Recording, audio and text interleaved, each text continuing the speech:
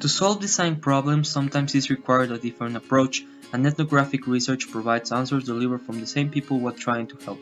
After all, no one knows better what's wrong with the service or product than the people using it every day. When launching a new product or project into the public, an ethnographic research can turn out to be very beneficial.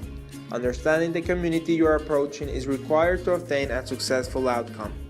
Often, high-level educated and economic individuals will make a common mistake by approaching a social problem thinking they know better, but the following samples will prove them wrong. A few years ago, Bill and Amanda Gates supplied condoms to large populations in Africa, only to discover that women will not use them in any circumstance and rather use pills and patches as birth control methods. What about the shot I get, which is an injection they were getting called Depo-Provera, which is a contraceptive? And I would come back and talk to global health experts and they'd say, oh no, contraceptives are stocked in the developing world.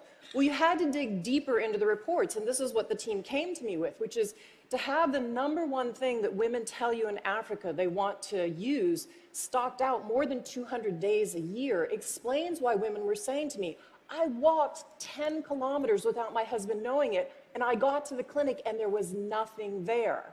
And so condoms were stocked in Africa because of all the AIDS work that the US and others supported.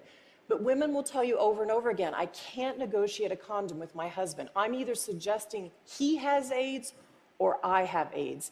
And I need that tool because then I can space the births of my children and I can feed them and have a chance of educating them. In a similar way, the Italian philanthropist Ernesto Sirolli tried to teach agriculture to natives from Africa in the 70s, only to discover the very reason of why they didn't practice agriculture.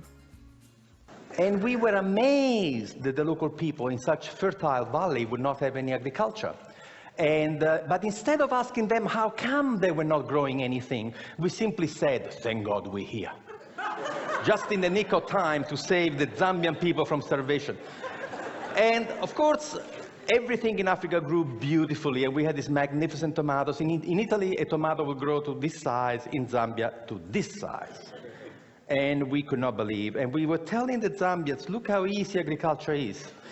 When the tomatoes were nice and ripe and red, overnight, some 200 hippos came out from the river and they ate everything. And we said to the Zambians, my God, the hippos! And the Zambia said, yes, that's why we have no agriculture here. In conclusion, ethnographic research saves money and resources by identifying the real problem and investing in the solution that will actually work.